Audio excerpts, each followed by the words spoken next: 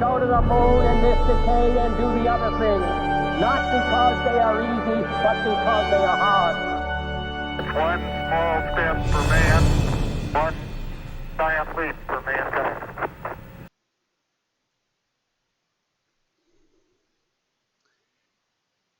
Good evening, or good afternoon, or good morning, wherever you may be. Welcome to my channel. I'm the Casual Spaceman, your host, and glad you can be here. This is my first of some new live streams that I'm going to be doing on a regular basis. It's going to be on a Tuesday night, as we are tonight.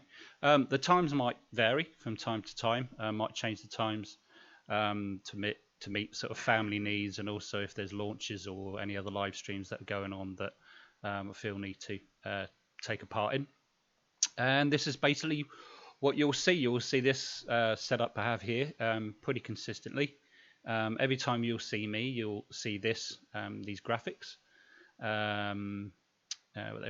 Information about Patreon down the bottom here, and the various social media links and what have you as well there. So this is what you're going to see. As you might have seen from a previous video I made a few days ago, was I was a little bit undecided as to what to do with my channel, because there was some videos that weren't really getting the views that I kind of hoped for. But that's really that's for me to sort out. Really, it's nobody's fault. Certainly not your fault. I'm very grateful for everybody viewing my videos. But it was because those particular videos were taking a fair amount to edit and to produce. There is quite a lot of work involved in those. But it would appear that I was getting more views from live streams and the live launches that I was doing, and other things as well. So what I thought I'd do is I'm going to keep the same content. Nothing's really going to change in that regard, but it's just the way I'm going to present it. I'm still going to do some informational videos like the Mars 2020, and I'll get part 2 done hopefully by the end of this week or the weekend.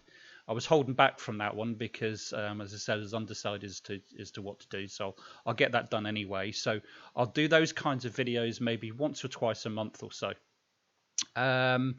What I was hoping to do as well, I was planning on doing some news videos about what was happening in the world of space exploration and SpaceX and NASA and the Moon 2024 and what have you, Artemis, Project Artemis, and that kind of thing.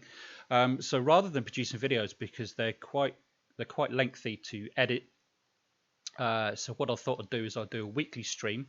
Well, it gives me the chance to actually talk to you guys and let you know what's happening with the channel, what's going on, and also give you some updates as to what's happening in the world of space exploration. You know, this is much easier to actually do, and also that way as well I can interact with you guys. So I thought the format would do is I've just given you an update about my channel. So what we'll do a little bit later on is we'll go into what happened actually with the live launch that was supposed to happen earlier on with the JAXA, the Japanese Aerospace Research Agency. They was to have a launch at earlier on this evening, about an hour ago, but it didn't happen because of a fire. So I've got a clip of that, so I'll show you that as well. Then what we'll do is we'll go into what's happening with SpaceX. Oh, I'll tell you what. No, what we'll do is next after that, I'll give you an update also as well with you may have known last week we had the Indian Space and Research Organization, the Indian Space Agency, attempted a landing on the moon with a probe. Unfortunately, it failed. As some of you may know, about 2 kilometers from the moon surface, they lost contact with the lander. Well, I've got some news about that as well, as to the status of that that particular lander. There's some news about that. And then we'll go into what's happening with SpaceX and the Starship, and we're going to have a look at what's happening at Boca Chica Beach, is where the Starhopper, which is the test bed for the SpaceX Raptor engine and control systems that they're going to use on the Starship as well. So that's what they're doing down there, is they're building 2 orbital variants, test variants of the Starship. Huge, great big things they are. So we're going to have a look at that, with courtesy of a YouTube channel by the name of La Padre. So credit to him for me using his videos as well. So we'll have a look at that, what he did there. And then what I'll do at the end, we'll do a little bit of a Q&A session. If there's people around to ask some questions, so your chance to ask some questions, whatever you want, about the channel or about what we talked about, or we can just have a general natter about stuff. So I'll concentrate more on the chat a little bit more, and then we'll have a little bit of a natter if there's enough around of you. If not, then it's fine. This will be posted up as a video. This is just a start. If there's not many of you around, that's okay. So people will view this at some point, I'm sure. Okay, so let me just have a look at the chat and see who's around first of all. Okay, well, we've got Ugly German Truth. Ugly German Truth, thank you very much for coming. Thank you. If there's anybody else, Dartman was around earlier on. Robert Legere couldn't make it. There's only 6 watching at the moment, but again, that's okay. That's fine. It's a start. It's okay. I don't mind. So, okay. So what I thought I'd do is talk about is what happened earlier on this evening. As I mentioned earlier on, JAXA, or the Japanese Aerospace Exploration Agency, which is the Japanese space agency, attempted a launch a vehicle that was to resupply it was unmanned, resupply the ISS. And around about 3.5 hours or so before launch, there was a fire. So I've actually got a clip of that for you, which I'm going to bring up on the screen right now. Let me just make a few adjustments here to the screen. Make myself a little bit smaller as well. Let's have a look. Okay, so this is the launch vehicle, and you'll see as the countdown timer above my head here counts down to 3:28 and 33 seconds. You're going to see a bit of a fire going on. So let's just have a look at that right now. Let's have a look. Get that going. Have a look at just keep an eye at the bottom of the rocket, the bottom of the launch pad there.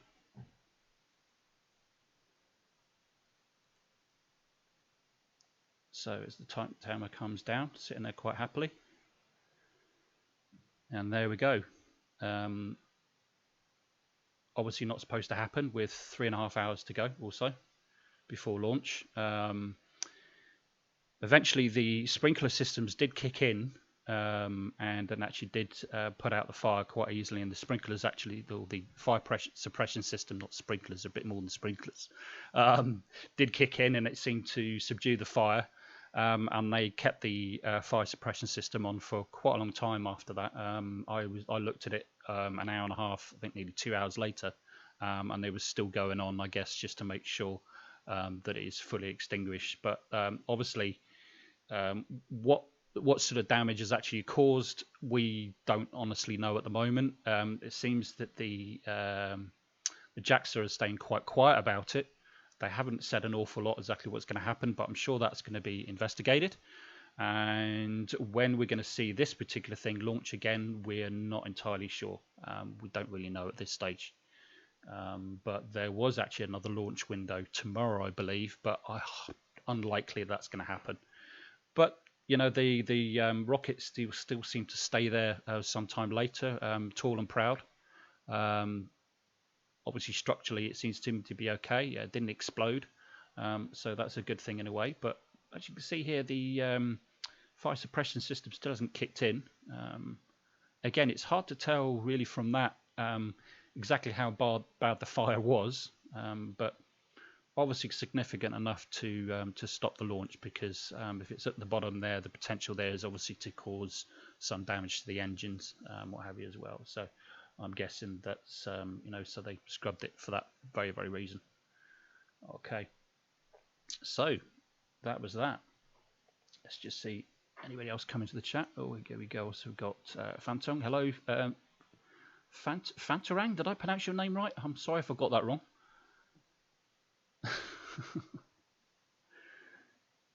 Okay, yeah, so that was the reason why that particular launch was scrubbed. If you look at my channel earlier on, there's not a whole lot to actually see. Actually, I started a live stream earlier on with some updates, and I just updated really, and that was the previous thing, so not an awful lot to say. Monochromatic light source has just joined us. Hello, sir, how are you? Yeah, when they said, let's light this candle, yeah. Not literally. Yeah. I don't know. Maybe somebody's lighter exploded or something. Who knows? Or they spilt the lighter fluid. Okay, so that's what happened with that. Okay, so what else have we got? Right. Okay. Right. I did have. Yeah. Okay. As I mentioned earlier on, you remember last week the Indian Space and Research Organization, which is the Indian Space Agency, attempted to land a probe on the moon called the Vikram.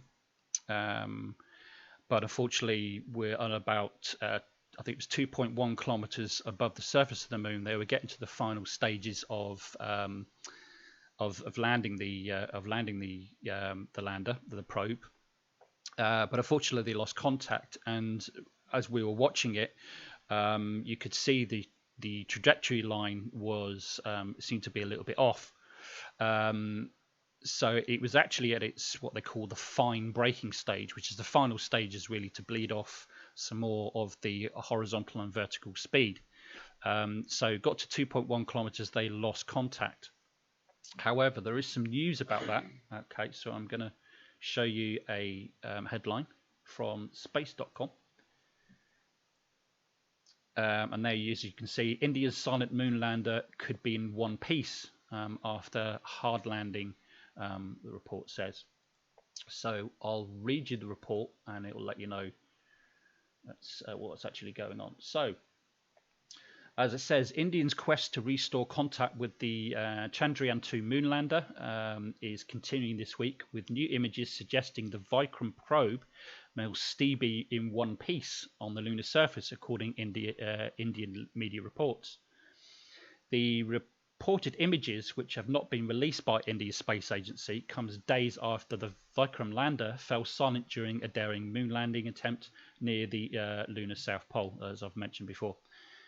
Mission personnel at the India Space Research Organisation, ISRO, are in a race against time. Even before the hard landing, the odds of the lander surviving the frigid lunar which will begin just 2 weeks after its touchdown, were low. But ISRO director confirmed that his team would use that full window to attempt to establish communications with the lander. And reporting by the Times of India suggests that the team has made progress in evaluating Vikram's lander's current status.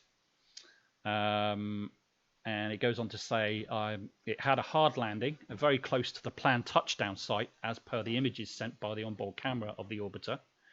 And an unmanned ISRO official says that the lander is there in a single piece, not broken to pieces, and it is in a tilted position. So I suspect what's happened is it's landed quite hard. One or more of the landing legs are broken, and it's sitting there tilted, but obviously not communicating. So I suspect either the communication systems or perhaps the power systems are completely broken, hence the reason why they can't communicate so far. ISRO have not publicly confirmed the condition of the Vikram moon lander, so they seem to be keeping pretty quiet about it so far. And another ISRO official has told the Times of India that the team has experienced in establishing communications with satellites that have struggled in Earth's orbit, but doing so on the surface of the moon. Thanks, love. But doing that on the surface of the moon is much more challenging. So yeah, they seem to know what they're doing. But it just goes on to say, I won't read it word for word the whole article, but it does go on to say that it all really depends on when it hit the moon, exactly which direction the antennas were pointing at, whether it was actually pointing at the orbiter that it detached from to land, or whether it's still pointing at Earth. Now, if it's pointing at Earth, it's not a particularly high gain antenna, so the chances are they probably won't be able to fix that. Excuse me. They probably won't be able to fix that if that's happening. If it's pointing at the orbiter, then maybe they might be able to re-establish communications with it. But we'll see. So if I hear anything different, I shall let you know. So yeah, so that's pretty much it. So there's a bit of news on that. So maybe they might re-establish communications. Apologies for the noise there. They might be able to establish communications with the lander. But to be honest with you, what's coming out of the ISRO, they're not looking very hopeful. So I wouldn't hold your breath. So it's highly unlikely. But you know, this is space exploration. I'm pretty sure India will come back with another one at some point. They've had a lot of failures in their history, and they've come back time and time again. They've never actually given up. Lots of rocket launches have failed, but they kept going. And actually, previous year with Chandrayaan-1, they managed to actually put an orbiter around the moon. So, you know, but on this occasion, well, they landed, but it was a bit of a hard landing, and clearly things haven't worked out quite the way they wanted. But I think they actually got a little bit further than the Israeli effort. On this occasion, they got pretty close. 2.1 kilometers is not very far, considering the size of the moon. So yeah, it's pretty close. So we'll see in good time what happens with that. Let's just check back with the chat and see who's going on. Oh, we've got a few people who've joined us. Let's have a look. Global Mum, hello. Glad to see you again. Ugly German True. Sirf saying, but there's no up and down. Yeah, well, in space is not, no. Certainly not. Monochromatic light source. Hello, sir. The direction of the rotation. You have obviously having a bit of a conversation with yourselves about this. Ugly German Truth says, casual spaceman, was Vikram a two-component vessel with an orbiting component and a lander, or just a lander? Well, Vikram itself was the lander component, and the whole orbiter is called, well, the whole mission was Chandrayaan, I think they call it. I always forget the name. Chandrayaan, oh, I can never pronounce that right, is the actual orbiter. So yeah, it's two parts. But actually, when the lander landed, there was to actually be a small rover that was going to come out of inside the lander and then go a short distance and explore the lunar surface. And I think the whole idea of that particular mission was to find water on the lunar pole. Have a look for it. I think was probably going to analyze the surface and what have you as well. So yeah, basically two parts. Yeah, the Vikram was the actual lander, and then the Chandrayaan was the orbiter. So that's where Global Mum, hello, how are you? Factard, glad to see you here. Thanks for coming, buddy. B-Ball for life. I don't think I've met you before. You're very welcome anyway. Thank you very much for coming. If you haven't subscribed, please subscribe to my channel. You'd see on the video in the bottom right hand corner there's a subscribe button.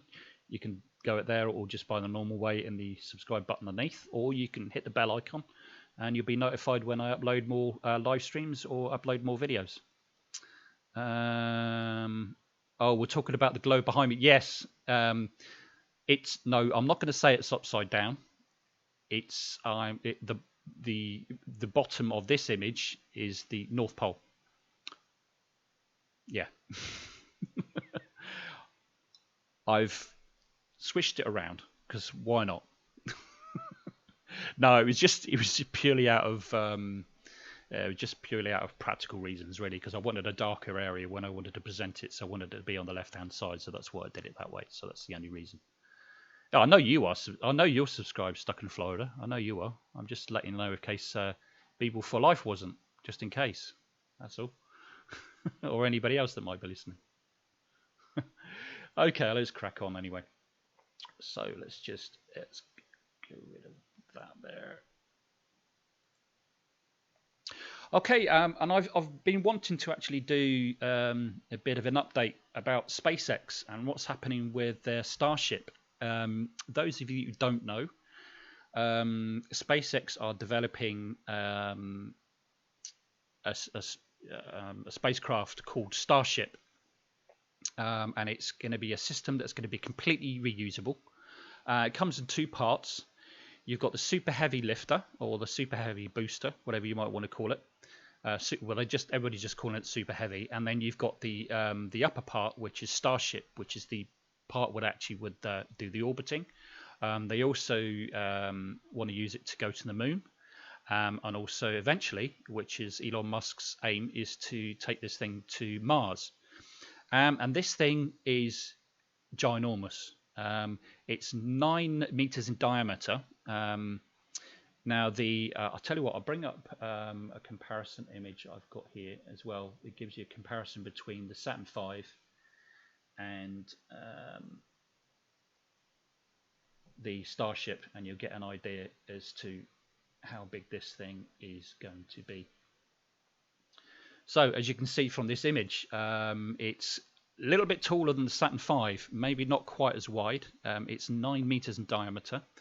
As you see, Starship Mark 1, really, that's what they're actually building at the moment, and which they're going to test. And apparently, it's going to be finished and built by the end of September. At the beginning of October, there's going to be a presentation by Elon Musk and SpaceX, and apparently there's going to be a slight design change. We're not quite sure exactly what at this stage. And that's the orbiter test variant that you can see there, Starship Mark 1. It's 180 feet, okay? But that's going to be on top.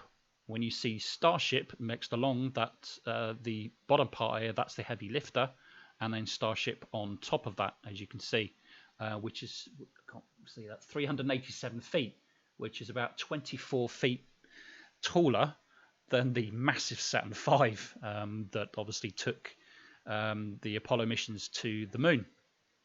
So an absolute ginormous thing, and it's designated as a super heavy lift. I can't remember what the designation is that makes it super heavy lift, but it can lift hundreds of tons. I think it might be something like about 150 tons or 180 tons, I believe, which is a lot of cargo. And apparently could, if it's just crewed, just people inside it, it could fit, I think, apparently up to 100 people inside it as well. So that's just a little bit of info for those of you who don't know about Starship. And they're building the Starship Mark 1 test variants. They're actually building those in Boca Chica Beach in Texas. For those of you who don't know, in Boca Chica, Texas, last week, or the week before, they tested what was dubbed a Starhopper. If you look back on my channel, you will see that test. Essentially, what it looks like is just a big water tank, really, with an engine attached to it and some control systems. So really, also it was just a test bed to test the Raptor engine, which is the engines that's going to be used on the Starship, and to also test the control systems. And the thing rose about 150 feet, I believe, and then landed back down again. And it was, like I said, it was just a test bed. That's all it was. But of course, the flat earthers were going nuts because they were saying, "Oh, how's that thing going to ever go into space and all the rest of it as well?" But as you know, It's all down to knowledge, and I have no idea what they're talking about. Let me just have a little sip. Okay, so yeah, as you can see, it's a ginormous thing, and as you can see at the far end, that's the SLS, which is the rocket or the launch system that NASA are going to use for Project Artemis to bring put boots back on the moon in 2024. So not quite as high. It's slightly higher than the Saturn V rocket. More powerful, I believe. Yeah. And the unique thing about Starship as well is that it's the Raptor engine that they're actually using is first of its kind. The type of engine and also the fuel is quite unique. No, there hasn't actually been a successful launch of a vehicle that uses both the fuel, which is methane and oxygen. Nobody's actually managed to do that and have a successful launch into orbit yet. So we're hoping to see that happen. And also the type of engine that it is has never been used in orbit as well. So it's going to be quite a unique spacecraft in that respect. Okay, so let's just get rid of that. What I also want to show you is, let's just have a look, get rid of this comparison. Is there is a YouTube creator by the name of La Padre. He was actually there at Boca Chica Beach when the Starhopper tested, and then around the same area there's two different places, two different complexes where they're building the orbital variant of the Starship. Yeah, so he saw the Starhopper test, he produced a video, and recently he did a flyover in a light airplane, and I've actually got a video of that, which I shall show you now, which gives you an idea as to what they're actually doing there. What I'll do is I'll stop it periodically to point out a few things. He doesn't always point out. Just bear with me a second, just get things set up here. Okay, let's just get that rewound at the beginning. So what I'll do is, his link's not in the channel at the moment, but what I'll do is I'll put a credit to La Padre and a link to his channel. Have a look, subscribe to his channel, and he gives you an update, and he's got constant live stream of the different complexes there, what's actually happening constantly there as well. And he updates us really exactly what's happening down there. So if you're interested, go to his channel, give him a subscribe, let him know I sent you. And you can keep updated with that. So anyway, let's get this rolling, and we'll play this video and show you what's going on.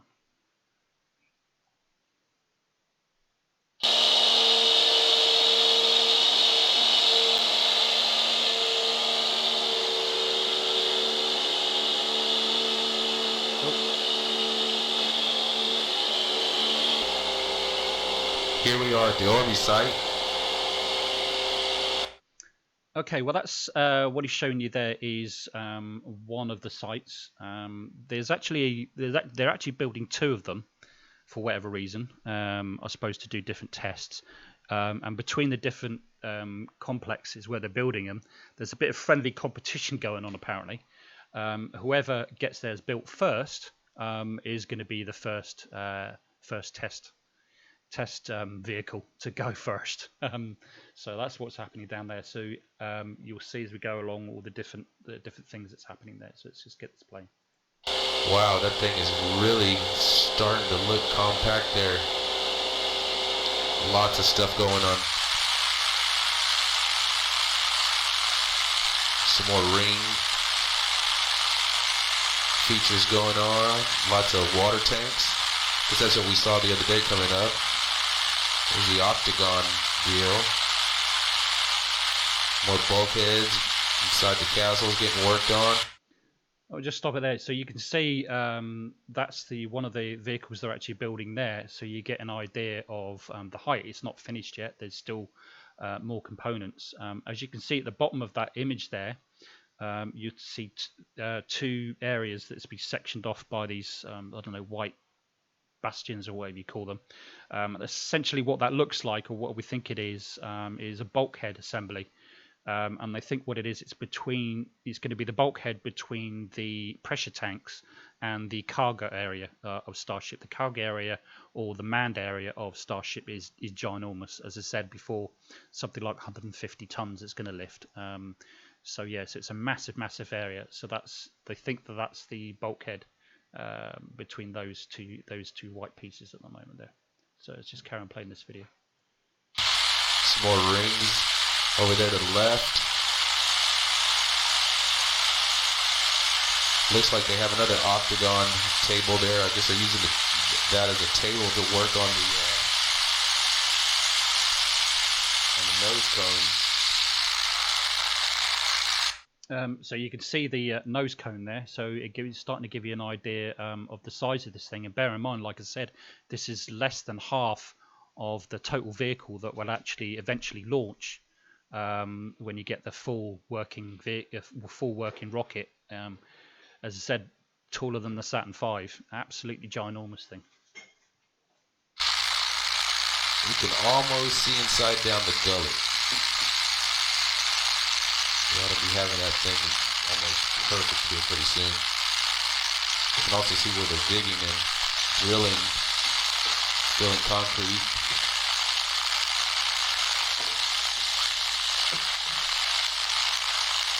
Here's a fire truck. Water tankers.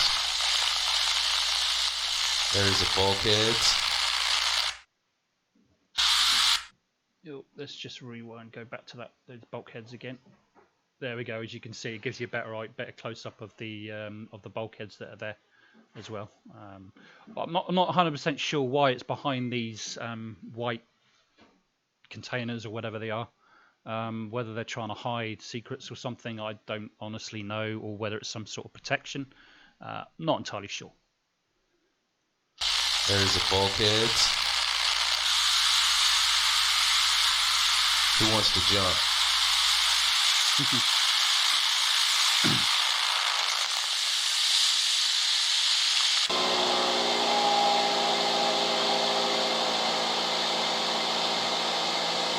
Back towards the east, you can see some where the other fire.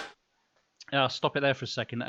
As you can see, that silver thing, if people haven't seen it before, was the Starhopper that I was referring to earlier on that was tested the other week.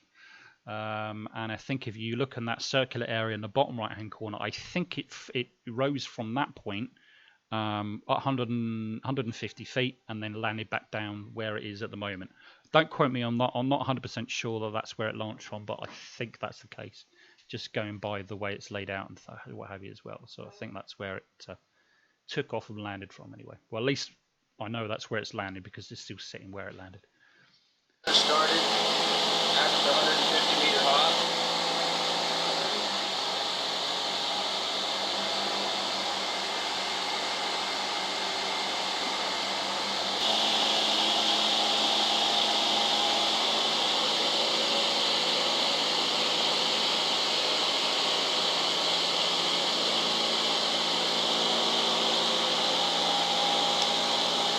Landed perfectly. Yeah, there it is. It's a bit more of a closer up. As I said before, it just looks like a water tower on legs with a rocket engine. Well, pretty much that's what it was, because actually it was actually built by a water tower company. The main structure of it was built by a water tower company. So it looks a pretty ungainly thing, but it didn't need to look particularly special or anything like that, because as I said, all it was just to test the engines and the control systems. That's really all it was for. As I said, what I'll do is I'll post a link of the test that I covered live on that one as well in the description below later on, after it's been published, and you can have a look at your content or go back on my channel and look for Starhopper test and you'll see it there. You can see quite a bit of the fire damage there. It looks like they got it contained pretty quickly. Yeah, after they did actually do a test before the one when it rose up 150 meters. They did a 20-meter test last month a couple of months ago, and it actually caused quite a significant brush fire, and it actually went on for several days. To be honest with you, seemed to be that the fire department there were pretty slow to respond, and they didn't seem to want to do an awful lot about it. But what the reasons for that was, I don't honestly know. I think it's probably they thinking that it's better to let it burn out, and then it's not going to cause any more problems again later on. So probably did them a lot of favors, to be honest with you. Didn't spread too far.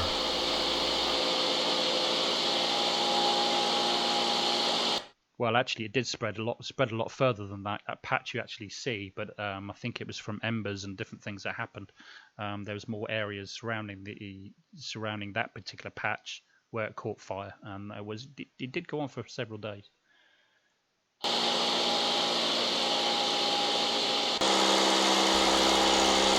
We can also confirm that all the CPV tanks are on top of the hopper still. There we go. Bit more of a close-up image of that. You see the man painted on the side of it. Not quite sure why they put it. It's probably just to give you an idea of the size. And bear in mind, this test bed was just a fraction of the size just of the Starship part of it as well. So it give you an idea of the size of the final thing. Will be absolutely huge. So we're still not sure what popped out of that thing after the landing. Yeah, after the landing as well, it didn't actually show in my stream, but if you look at other people's streams, after it landed, for some reason, some small tank came spinning off the thing. It was obviously filled with some sort of gas. Not quite sure what it was, or whether they think it might have had something to do with the reaction control systems that control the orientation and the position of the test vehicle. Might have had something to do with that. We're not entirely sure. But yeah, if you look back at other people's streams, if you look perhaps at Scott Manley and also Tim Dobbs, the Everyday Astronaut, I think he got a video on that himself as well. So you can have a look at that in your heart's content. Did stick it pretty well though. Nice burning going on there. Wow. Hot. It's been said as well that SpaceX are going to keep that as like a test stand of some sort. Probably going to use it because before they launch any vehicle, they always test the engines. They have what they call a static fire test. So it probably will be used for that. At least that's what the rumor is that's going around that it's going to be used for.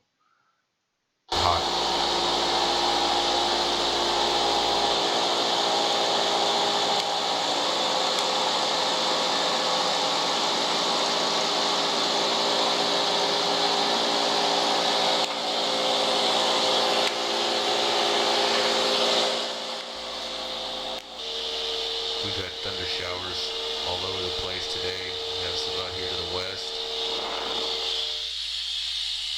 out here to the north,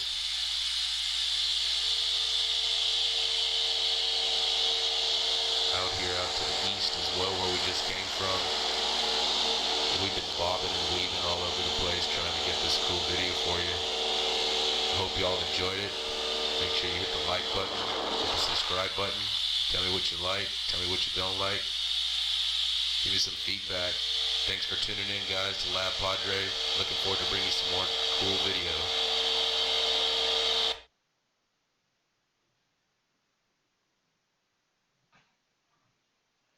Okay, yeah, and there it is. That is what's happening down in Boca Chica, Texas, with the Starship orbital prototypes. So there it is. As I was saying before, Elon Musk has been tweeting that they're both going to be finished by the end of September. They're having a press conference or a presentation in October, and at the end of October, apparently, there's going to be the first test of one of these things.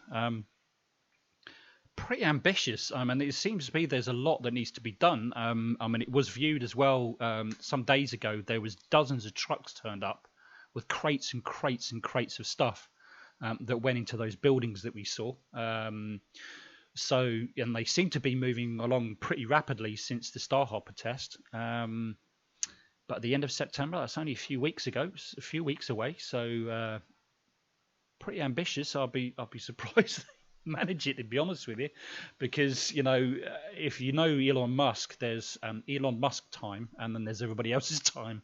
So whether that really actually happens or not, I honestly couldn't tell you. But either way, I'm excited. I can't wait to see this thing lift off. I mean, the thing is ginormous, and I'm making sure that I've got those days free when I know when it's going to be tested and they're going to be launched. I'm making sure that I'm live streaming it. I'll be sharing it with you guys. Trust me, I cannot wait. Honestly, really can't. So I think that's pretty much all there is in terms of what's happening in the news with space exploration, what's happening with SpaceX and what have you as well. In terms of NASA and Project Artemis, not a whole lot to say, apart from that they got to the stage where they've built all the components, all the separate parts for SLS.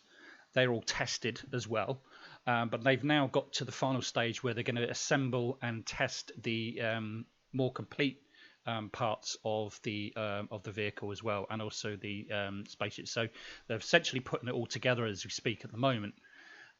So that seems to be progressing quite well. As many of you might know, there's been delay after delay after delay with SLS, which is the vehicle that's going to be taking the crewed capsule for Project Artemis to take them to the moon. Lots of delays, and it seems to me that the president wanting NASA to move forward and land on the moon by 2024 seems to have given them a bit of a kick up the backside. But whether they will land on the moon by 2024, I've got my doubts, to be honest with you. I think it's a bit too ambitious because there's still a lot to be done. There's still lots of testing to be done with the assembled components, the different parts and different stages. Awful lot to do, as well as the lunar gateway that needs to be put together, and there doesn't seem to be much happening with that at the moment. So an awful lot to do, really, in less than 5 years. So I don't know. I've got my doubts. I'm gonna call it, and I'm gonna say I think it would happen in the middle of 2025. That's my opinion. Okay, so that's it. So I've said it now. So let's just see what happens. I'll be glad if I'm proved wrong, though. So anyway, let's have a look at the chat. What is going on? Okay. Now, I think because there's not that many of you, I did have a Google Docs questionnaire for some Q&A session, but there's not a great deal many here. So if you've got any questions, then this is your chance. Anything you want to know about my channel, or anything know what we've covered this evening, or any questions or anything like that, I'll be only glad to hear them. So let me just scroll back. Let's have a look. Global Man says I'm going well. Casual Spaceman, good. Yeah, Falcon Heavy's 3 meter tubes side by side. Yeah, pretty much. Falcon Heavy, ugly German truth, is basically 3 Falcon 9 strapped together. You've got the central core, and then you've got 2 other boosters, which are again Falcon 9 variants, pretty much just strapped together. That's the basics of it. So yeah, that's pretty much it. Starship is a lot different because if you look at the Falcon 9 and also the Falcon Heavy, they're not completely reusable. The first stages are. They've been fairly successful in landing most of those, not 100% all the time. But the Starship is going to be completely different because it's 2 stages, and both stages are going to be re-land and be reused again. Just refueled, minor amount of servicing going to be involved, and away it goes. So yeah, that's that. Monochrome like Pratt's not worth bothering with. Yeah, I don't even obviously having a conversation about Daniel Pratt. I take it. Let's have a look. Okay, let's have a look. Sensors, I guess. I'm just reading some of your messages here. Let's have a look. I've got German Truth has asked another question. It is a 2-step stage to orbit launch vehicle. Classes as super heavy lift since the payload capacity to Earth orbit is cited as being at least 10,000 kilograms. Yeah, 100,000 kilograms or 220,000 pounds. Yeah, yeah. I wasn't far off the mark. 100 tons basically.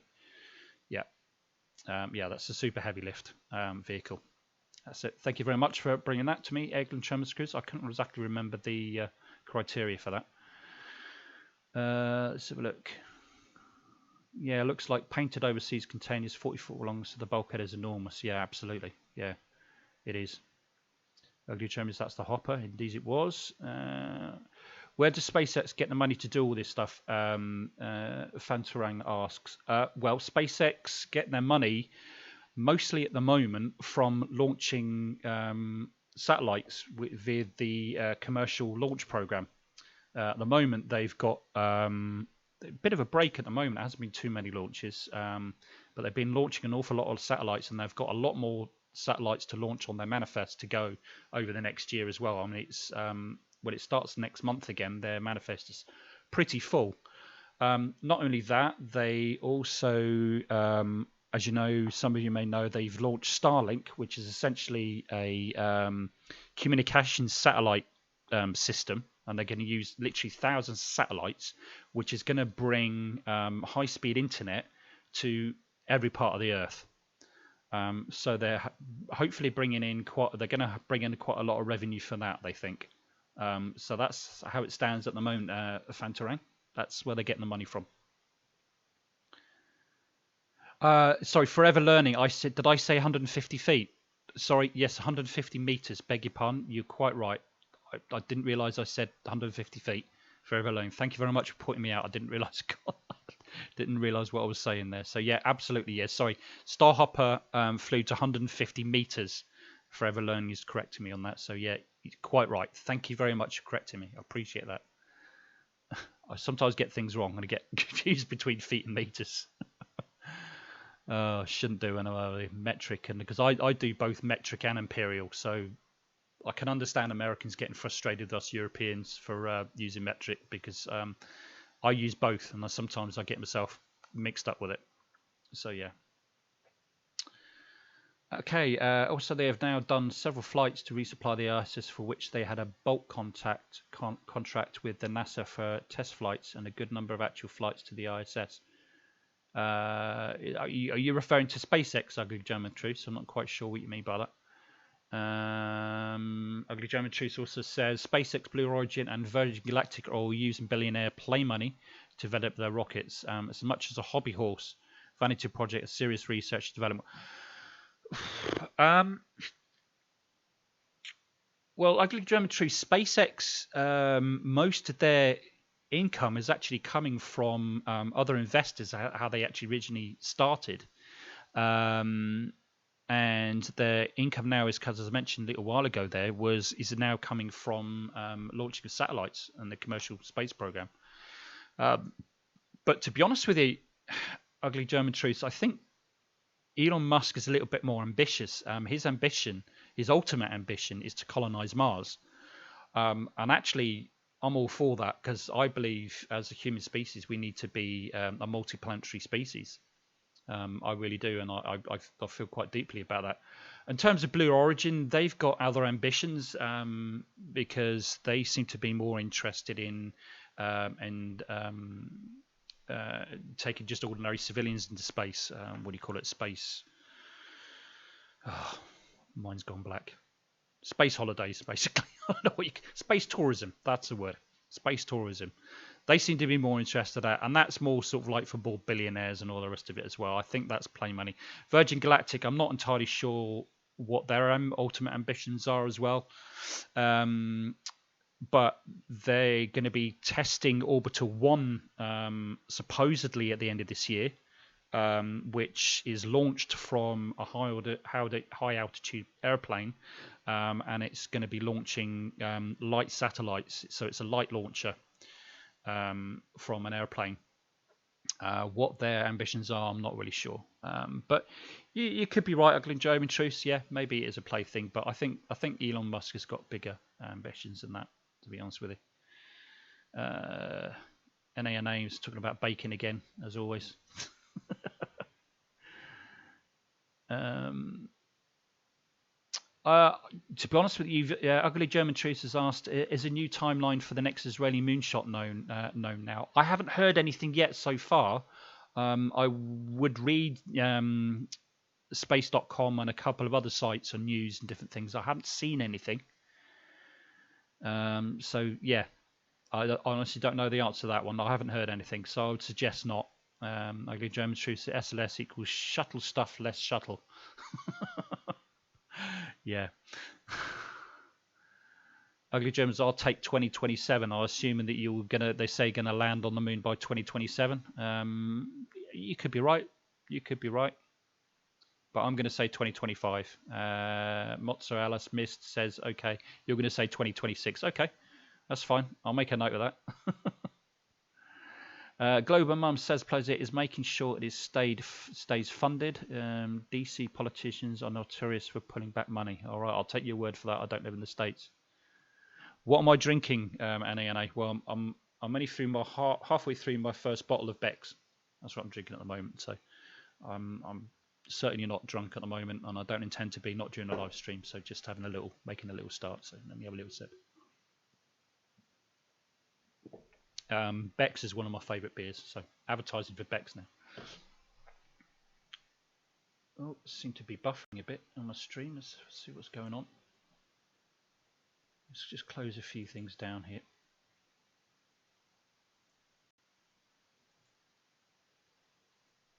I won't keep you a second there. Stream seems to be struggling a little bit, so I'm just going to shut a few things down here in case it is my system.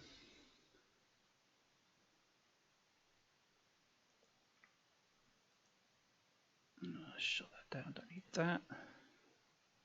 Let's say don't need that. And let's get that shut down. I don't need that. Certainly don't need Photoshop. Don't need that open. So you've got too many things open. That's probably what it is. Way too many things open. I was just about to shut OBS down there for a second. Don't want to do that.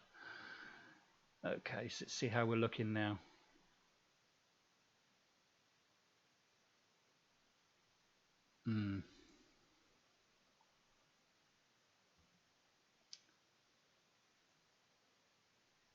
I seem to be buffering a little bit. Just bear with me for a second. Don't really know why. Just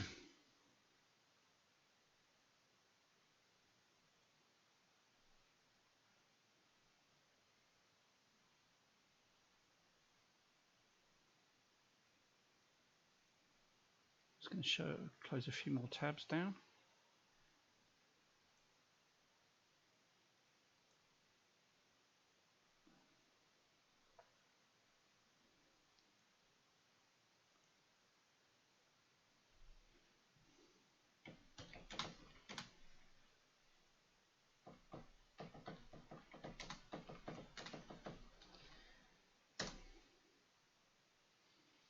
I don't know if you can hear me or not, but according to me, I am buffering. I don't know if it's the same with you, and freezing. Perhaps you could let me know if you can hear me. Let's have a look, see if we can refresh.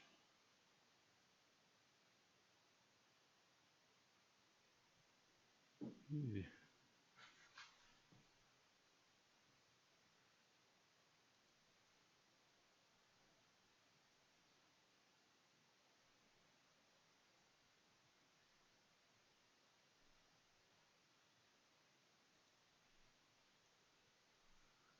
Just 1 second, just trying a few things to sort out, if you can hear me.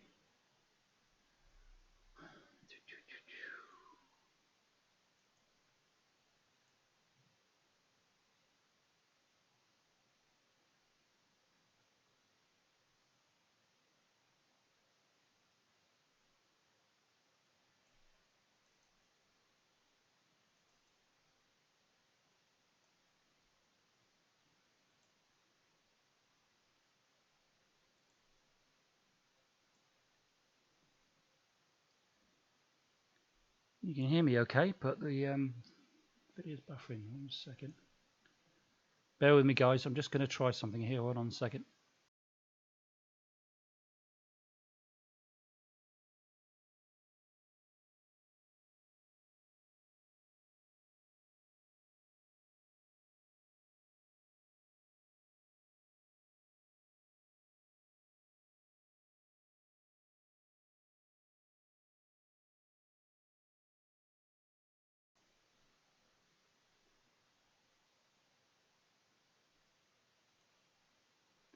Okay, are we better? I think it might be better.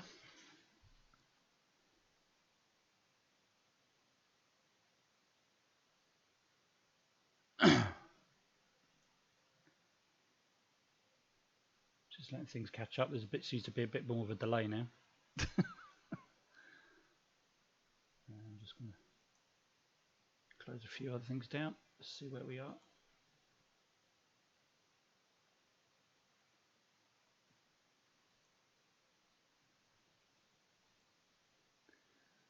Okay, I think we're back. I think. Let's hope. Yeah, I'm glad you can hear me. That's something at least. So it's not the sound, it's just the video seems to be causing me problems at the moment. So I'm just going to get rid of the technical difficulties. So I've already done that. So I'm just hoping that it's still not buffering, that it's got to that point. Oh, I think we're okay. Good, we're back. So where did we get to? Ask Creaky Blinder, yeah. Ask Creaky Blinder a lot of stuff about OBS. He's very good at it. He's excellent.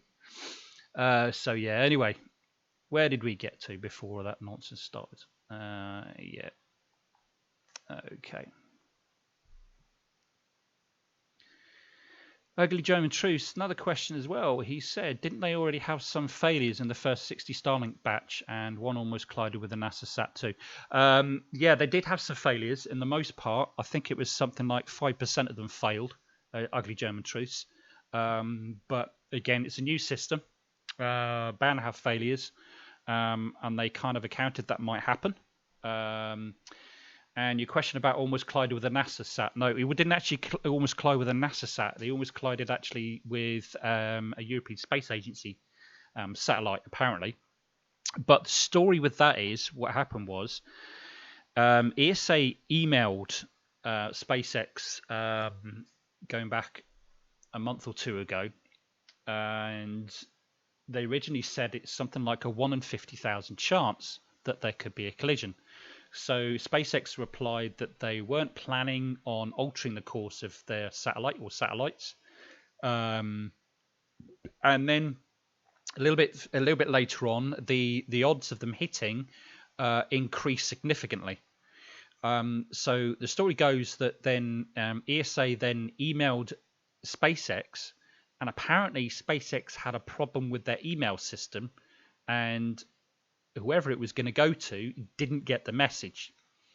So the ESA took it from SpaceX that they were completely ignoring the issue and they weren't going to do anything about it. So the ESA then changed the trajectory of their satellite, and then they started tweeting out and criticizing SpaceX. But apparently the story's all come out and it's all sorted out, and apparently they're kind of good friends again, I think. Not entirely sure.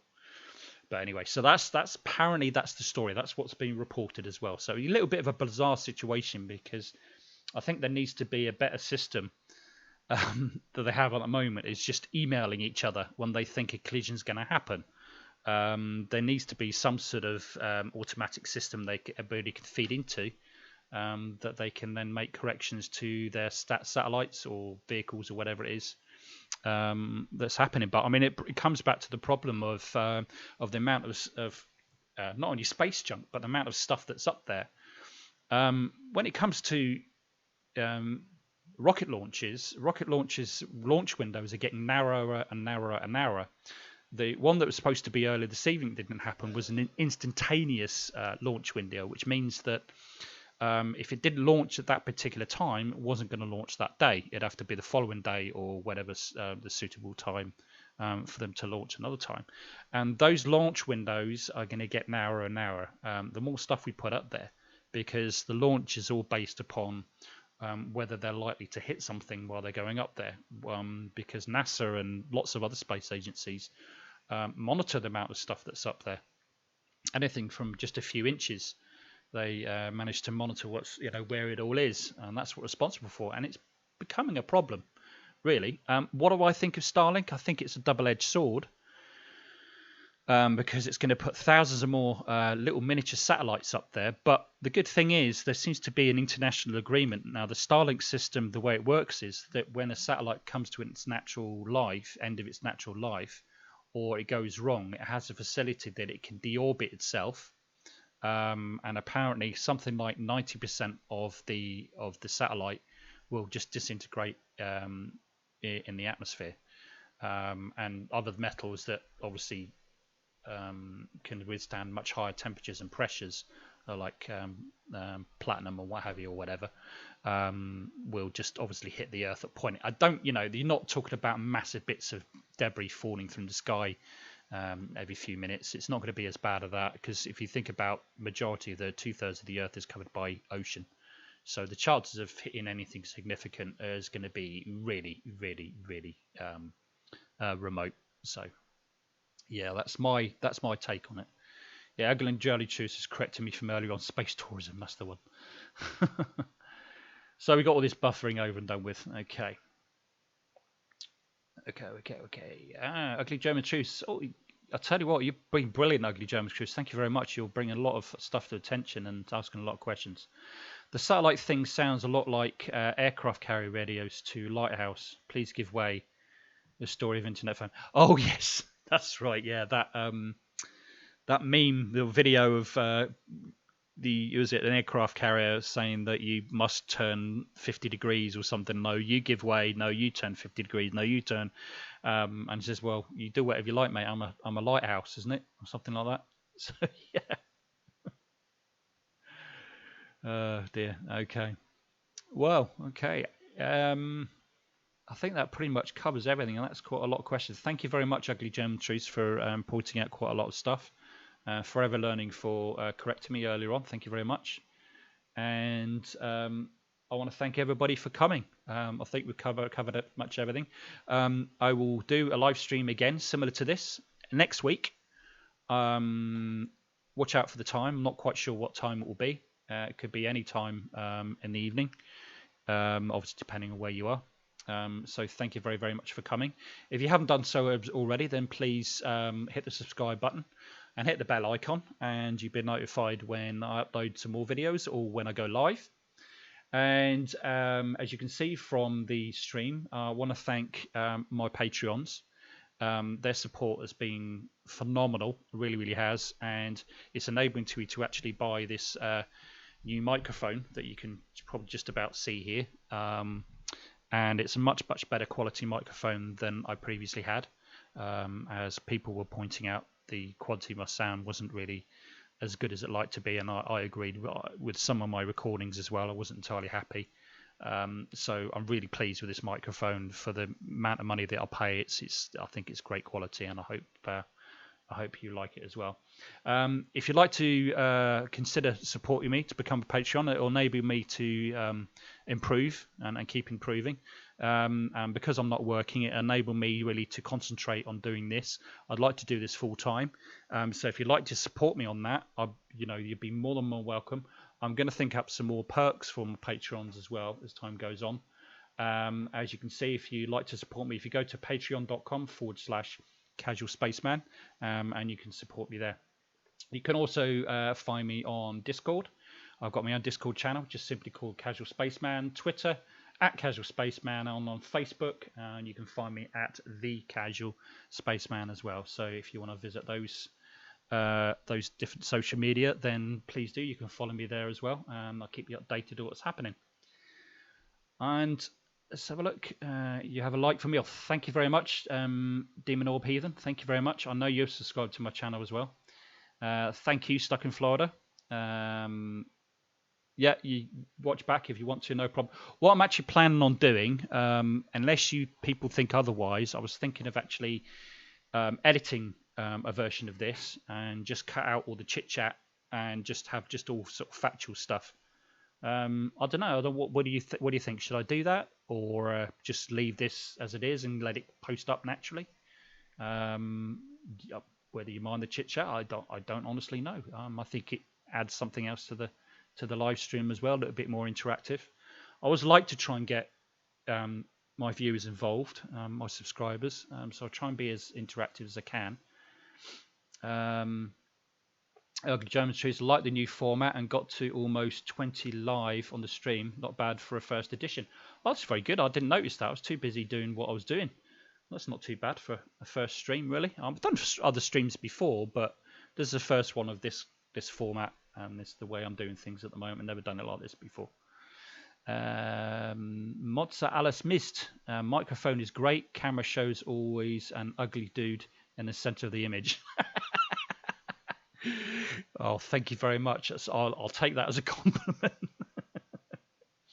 Okay, Go and Choose says, once the people are seeing this in their notifications and notice a pattern when you're live, you'll either go to 50 or 80 during a live stream. Yeah, that's pretty much. I mean, the way the algorithms work on YouTube, it will soon start picking up. I wasn't expecting any high numbers this first stream, but I'm sure things will pick up. And you know, I'm more interested in whether people actually view it after it's been posted as well, once it's naturally posted. I tend to seem to get more views than I would making a video with this kind of thing. So it'll be interesting to see what's happening. Editing down a bit is a good idea too. Yeah, I think it's not a bad idea. Just cut out some of the chit chat, and I can cut out the buffering part as well. Get all that cut out. We can stick with just what's been happening on the stream. Stuck in Florida says leave it. Always FF through the parts that I've already seen. Fast, yeah, could do. That's true. Showing 15 watching and 16 likes. Oh, that's brilliant. Okay, 16 likes. Thank you very, very much, everybody. Right, well, okay, I think I will call it there. Again, I want to say thank you very, very much for joining. Much appreciated. I've said it before and I'll say it again. Without subscribers and without people viewing content creators' videos, we don't have a channel. And without channels, YouTube can't exist. So really, the buck stops with you guys. It's you guys that we owe everything to you. So I'm really appreciative of the amazing support that you give me and the views on my live streams and videos and all the rest of it. I might have been saying earlier on that the views weren't as high earlier on, but it wasn't a complaint by any stretch. It's just an observation because I just want to present myself in such a way that you enjoy the content more than anything else. It's not about me. It's really about what you want to see. And that's why I did a video last week asking that very question. So anyway, that's enough of me wittering on. I've been the Casual Spaceman. Thank you very much for joining me. And I will hope to see you next time. So, signing out. We choose to go to the moon in this decade and do the other thing.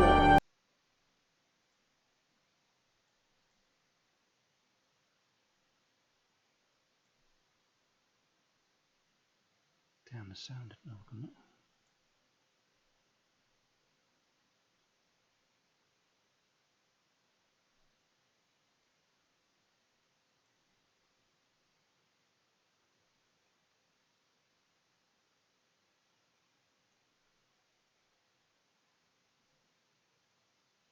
We choose to go to the moon in this decade and do the other thing. Not because they are easy, but because we choose to go to the moon in this decade and do the other thing. Not because they are easy, but because they are hard. One small step for man, one giant leap for mankind.